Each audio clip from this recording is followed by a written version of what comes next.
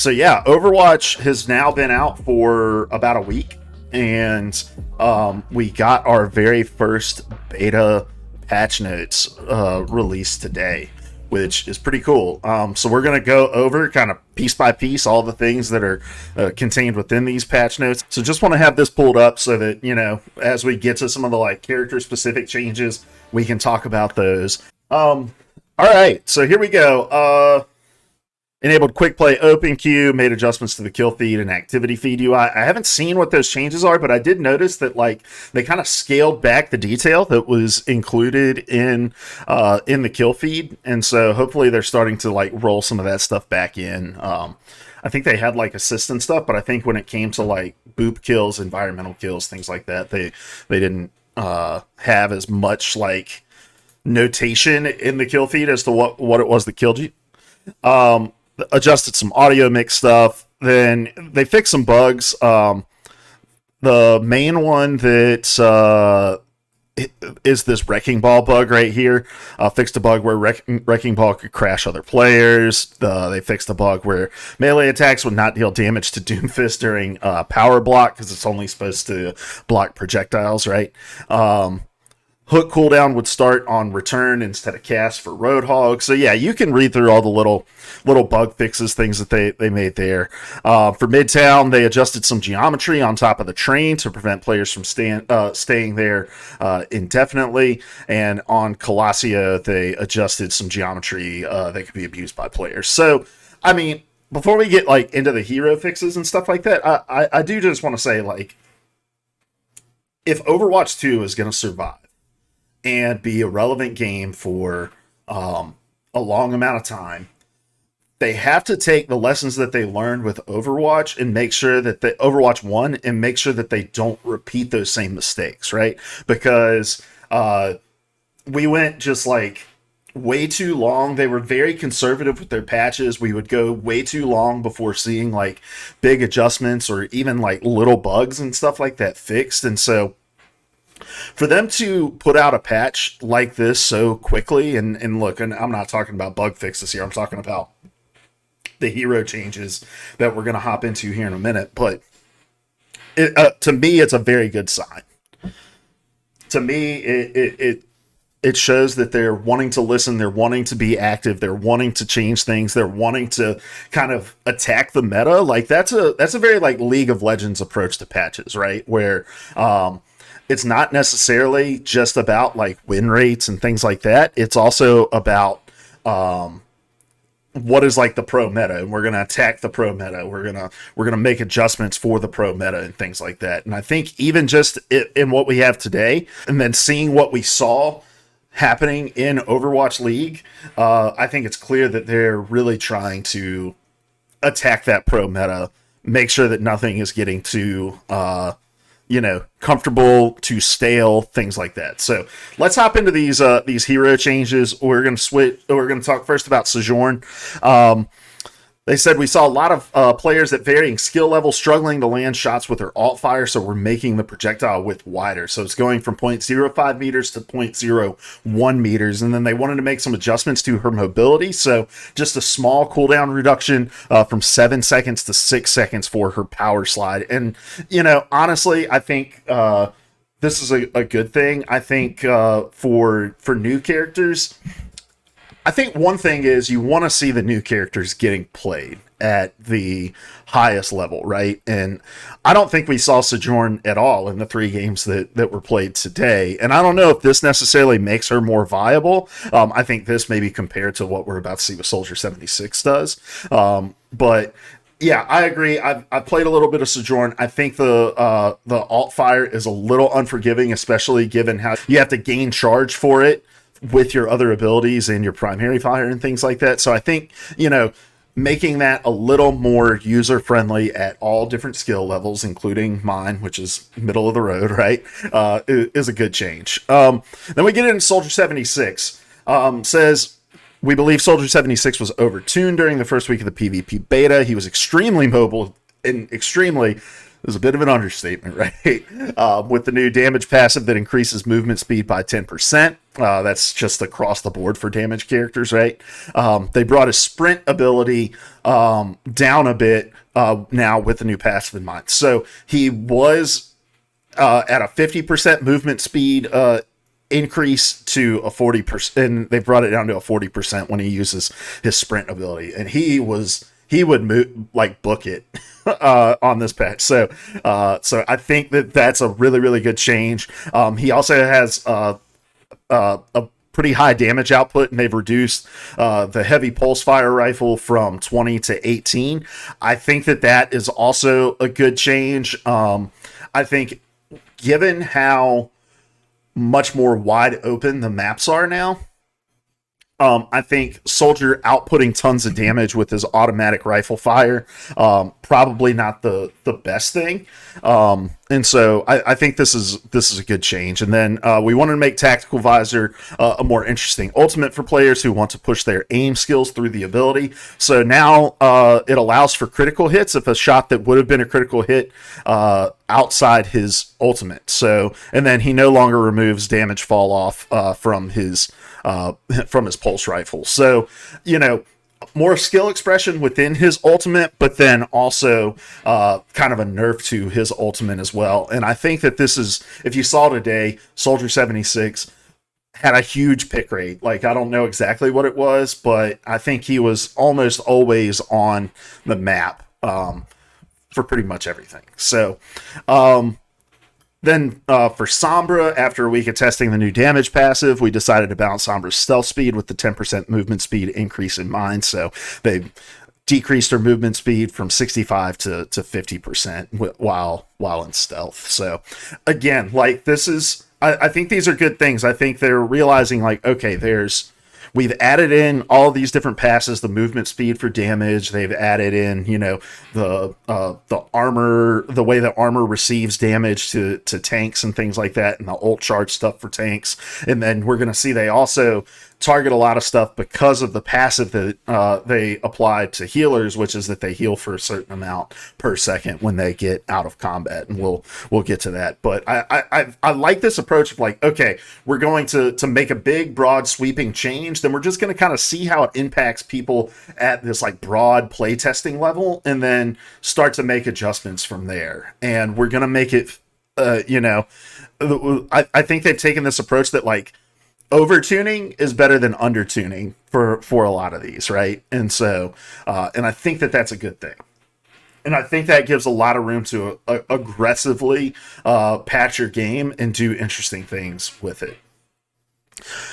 Getting down into the tanks, saw Roadhog underperforming.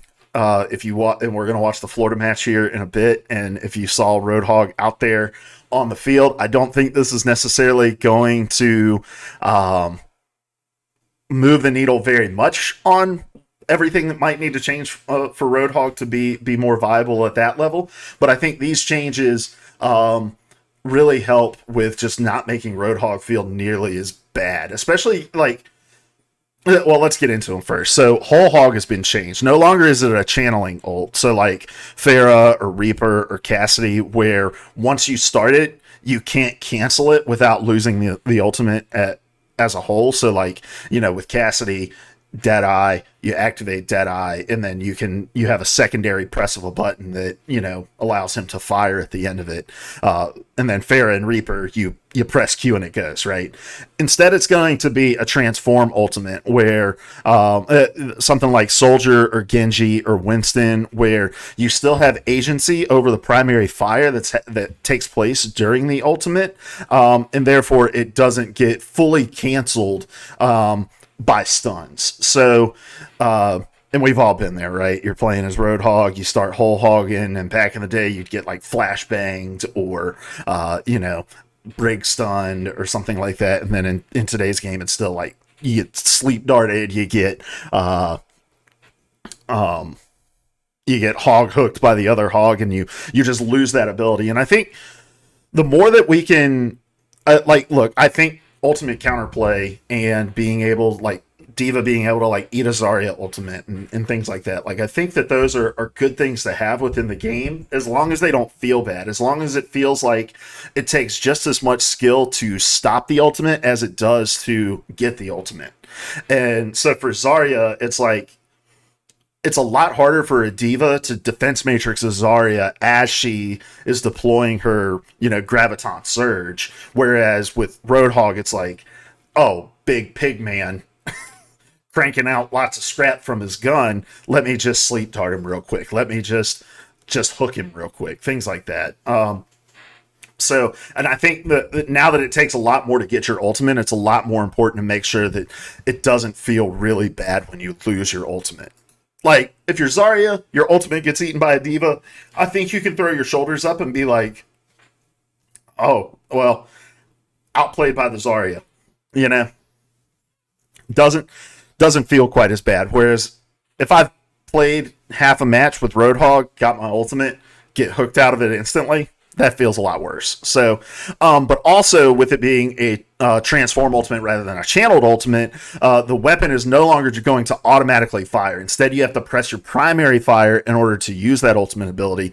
And that is also going to allow you to use your normal abilities during Whole Hog without canceling the ultimate. So you can... no longer do you have to do that like combo where, okay, take a breather, start my throw out my hook and then start my ultimate, right?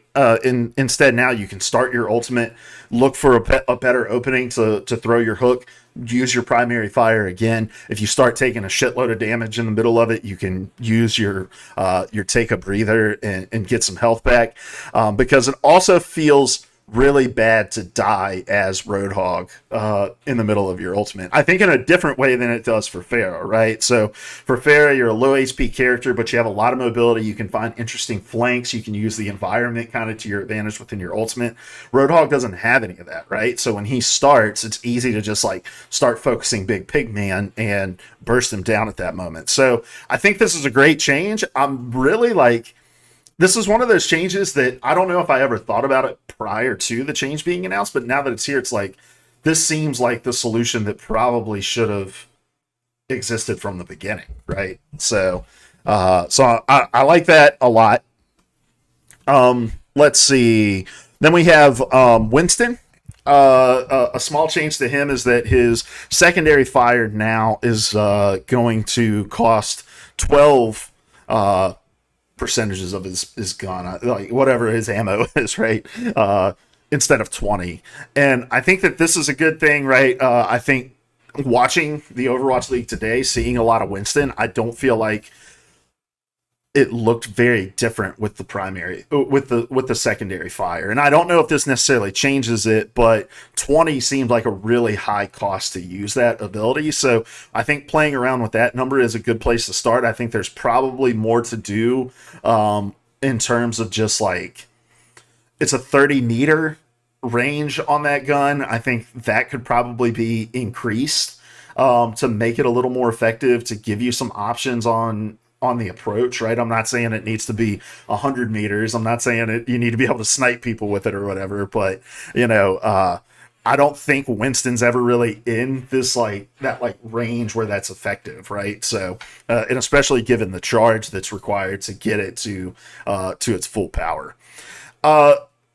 Knockback has been increased on Wrecking Ball. They said we are reverting roles to knockback to the original value for when Wrecking Ball was launched. We wanted to give Wrecking Ball a more unique role as a dive tank that can split enemy teams. We made this change with the tank passive of 30% knockback resistance in mind. So again, just tweaking numbers because of the way that the passive plays. And I think one thing that I saw a lot in Overwatch League today was how much of the team fight was dictated by how much you could reposition the tank. So a lot of sleep dart the Winston so that you can just ignore him and shoot all the squishy targets, things like that. And so I think with Wrecking Ball, they want to go back to him being able to displace and just be more impactful in that regard.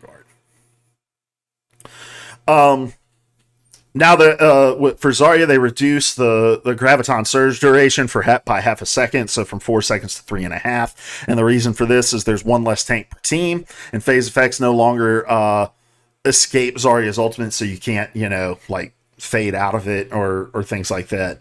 I also don't think I think Ice Block keeps you from taking damage in it, but it doesn't drop you out of it. So there's a lot less options to escape. And then they observe the ultimate overperforming, so this change brings it in line with the 5v5 play. So again, just like making small number changes based off of the fact that like things have changed in based off of the fact that things have changed with just the way that characters overall work, right? All right, let's get into some of these support changes. So if you haven't seen it yet, I have a new YouTube channel. It is, I'll get a link in for it, but it's my Hoagie channel, right? We posted a short today of a nano boost that we did on a Mercy, and then we had this video it was a clip from our stream a couple days ago where I was kind of talking about why nobody wants to play support, right?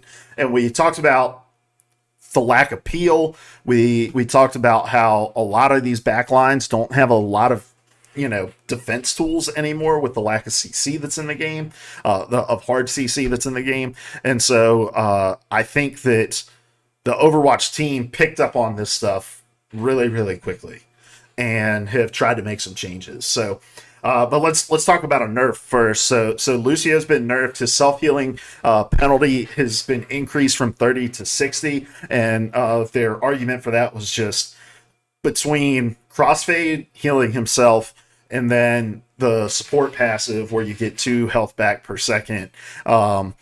Lucio was just able, and then, add in pump it up, and he was able to get back a lot of his health very, very quickly. And it made him really, really strong. And so I think this is a good change because it doesn't impact Lucio's ability to heal the rest of his team as a whole, which I think he's in a really good spot with that. But it also makes him more easily targetable in team fights. And so we saw a lot of Lucio today, obviously. I don't know if this is enough to make them like take him out of the meta. But yeah, I think it's just it gives you more options in a team fight to say, all right, we're gonna tithe to Lucio, we're gonna prioritize taking Lucio out. And then we get into a couple changes that I think are somewhat similar, right? So with Baptiste, healing ammo has been increased from 10 to 13. So Baptiste's biggest strength in Overwatch 1 was being able to just kind of walk behind a death ball and pump out tons and tons of healing to the 2 tanks that were on the field. That's not the way this game works anymore. There's not very much death ball-y, like rush kind of stuff that's happening at the moment. We saw very little Baptiste today in the Overwatch League. I think we saw even less Moira. I'm trying to think if we saw any Baptiste. I don't think we saw any Moira. Right? We saw a lot of Ana. We saw a lot of Lucio. We saw some Brig. But with Baptiste, to get around this, they've increased his healing ammo from 10 to 13, so he's going to be able to output more damage overall more healing overall per second.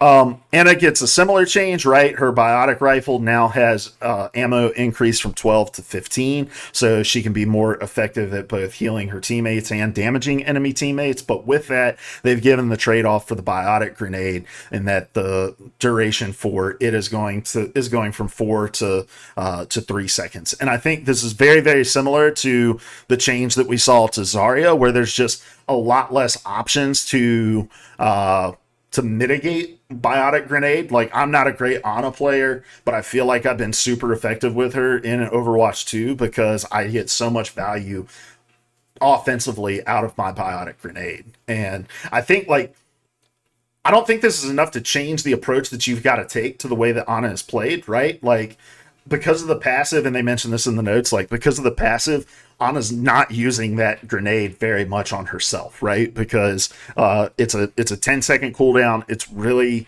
hard to justify using it to give yourself health. When you're playing as Ana, you can probably just step back from the fight, get out of line of sight, regenerate some health.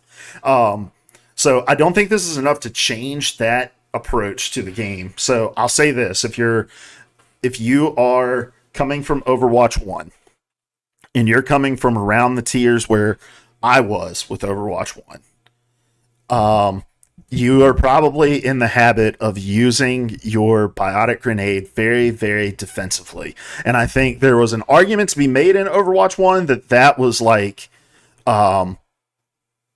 a viable option, right? And I think obviously situationally there are times where you need to do it. If you go watch that Mercy clip, right? I used my biotic grenade offensively because our Mercy was about to die and I needed to keep her alive. She was in the middle of a fight. But I would say like 80% of the time you should be using your biotic grenades offensively. You're almost always guaranteed to hit somebody because unless there's a defense matrix or unless Sigma perfectly times his, whatever, his defense matrix, I I think that, or obviously like if there's an Orisa on the field and she does her little like javelin spin or something, those things will negate it. But basically, most of the time when you use your biotic grenade offensively, you're gonna get a lot of value out of it. So honestly, I don't think Ana's gonna get pushed out of the meta until something is done about her sleep dart. There are no other hard CC abilities in the support category. And there's very few hard CC abilities outside of ultimates across the entire cast of characters.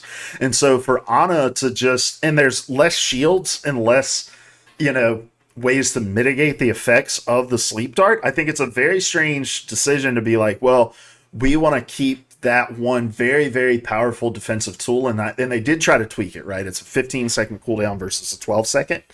I would much rather them move it back to a 12-second cooldown, but rework the ability to cause a slow or like a poison, like a damage leech or something like that. Rather than just a hard CC take this out of the fight, because we saw some Ashe being played today. It was already really hard to get value out of Bob with Sleep Dart on the field. I think it's even harder to get value out of Bob because there's less things to deal with Sleep Dart. I think the number of times that I saw a Primal Rage Winston get slept was very, very high. So I don't think this necessarily targets exactly what it is that's making Ana very, very strong. But I also think that there's probably some things that they need to work out at like a deeper programming level if they're going to make a change to the way that Sleep Dart works. Speaking of changing the way that things, well, let's talk about Brigitte first, because this is a small but good change. Knockback was doubled for Shield Bash, and I think Brigitte's hard CC was what made her so viable in the meta for so long, and I think her lack of that means it's really hard to deal with flankers. Doubling the knockback, I think helps, and because of that, it's a lot easier to notice that you've been hit by it, right? And we'll go and look at some of these changes. I think we'll look at like Whole Hog and things like that. And we'll look at Brigitte, and we'll keep this up and kind of look at different ones. But then Zenyatta, so his base shields have been increased from 150 to 175. I think that's a good change. I like that. But now he has a new passive ability called Snapback. So it increases his quick melee damage by 50%. But it also significantly increases the knockback of it. And the whole reasoning behind this is like, Zenyatta and Ana are two of the lowest mobility, are the two low mobility support characters in the game right now, right? And they have been for a long, long time. But they used to, Ana has always had her sleep dart to deal with people in the backline, her biotic grenade to deal with people in the backline. Zenyatta always had an off tank to help deal with people in the backline, right? Because really good Zenyatas can win a 1v1 duel against a flanker, but most of the time you're going to lose that 1v1, and rightfully so. So to give Zenyatta some sort of like space creator in the back line, I think is going to make it feel a lot better with the amount of Genji that we're seeing. We're seeing a lot of Tracer in quick play and stuff as well right now. We're seeing more of like this dive style. I think they're probably going to have to change some of the numbers and tweak like the effectiveness of this, because I think we're going to see a lot of Ana Zen coming out. Because the reason, I mean, we still saw a lot of Ana Zen in Overwatch 1, right? But the big drawback for it was like, it was just single target healing and outside of Biotic Grenade. And so there wasn't a ton of great options for just massive healing output. Well, now there's one less tank on the field, a lot less health to have to restore through your healing. And so I think whenever these changes make it to Overwatch League, I don't know when that's planned for, if that's next week or what, we're gonna see a lot of Zen Ana. You're gonna see a lot of Zen Ana in your games now. Like, so those are the patches. That's the patch. Overall, I'm super excited about it. I think I think these are all really great changes. I'm excited about the timing of it being a week after the game launched. I think their approach to the game is going to be much more aggressive when it comes to patches, and I think you can't be afraid to have some times where it's like, hey, this character is going to be really, really strong because we're trying something new, but they're only going to be strong for a week, because we're gonna go and we're gonna tweak it. So I like the approach that they're taking, and yeah, excited to see what they get to next. All right, so here we go. All right, so he starts cranking it. You can still take a breather. Yeah, that's awesome. That is such a good change. I like that a lot. Again, I think like there's still a lot that's probably going to need to change with Hog, because he's just a big like bag of meat, right? And it's going to be difficult to not just absorb a ton of damage at all times. So before we do this, let's look at. All right, so we're going to come up to this Tracer with just a regular. All right, so yeah, takes about a tick of damage. So now if we go back to our Zen, right? Come back to this Tracer. That looked like it does about double the damage. Am I wrong? Yeah, that's about double the damage. And the knockback on it is insane. Holy shit. I feel like they're going to have this on a cooldown. That's that's a little crazy. Because if I can just like come in and just bully the hell out of people, like,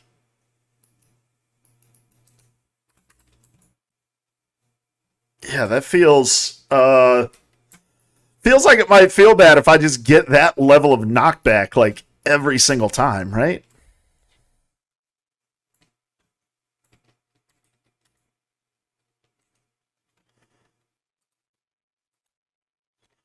So what does the knockback look like on a tank? Like, can I still knock him off the map? Yep. Holy shit. Like I think it's like a 30% knockback reduction or something like that on tanks, and so I mean, let me try just kicking this thing into spawn. Oh. Look at that. Holy cow. I feel like that's gonna get tweaked. No? Like, I feel like it needs to either be that's going to need to either be damage or knockback, or, you know, some sort of just like adjustment to one of them.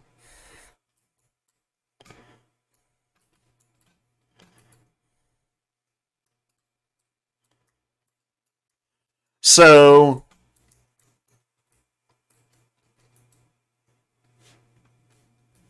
the knockback on Shield Bash isn't which is a 5-second cooldown, right? And you get nothing else from it. So it used to be when you shield bash, you got stunned, right? You don't get stunned anymore from shield bash. It's just knockback. It's a 5-second cooldown with your shield up, and you have to have your shield intact. If your shield gets broken, you don't have shield bash, right? The knockback's way lower. What's the damage on this? It only does a little bit more damage, but I have Zenyatta, who this feels like an experimental change, like an experimental patch change, because I can kick the shit out of this Roadhog and knock him off the map, and it does the same level of damage as Briggs Shield Bash. So, yeah, I think that this is going to get adjusted. So have fun while it lasts. But I like the idea. I like the thought. But yeah, some things are going to have to change. Give your thoughts below. Do you like the changes? Do you not like the changes? Are you excited about the prospect of there being more patches more frequently with changes like this? And then, what do you think of the Zenyatta patch specifically, or the Zenyatta tweak specifically? Because just seeing it kind of there feels a little strong. Feels a little strong, especially compared to some of the abilities that are comparable to it. But yeah, leave a comment below. Subscribe, and yeah, thanks YouTube. We love you.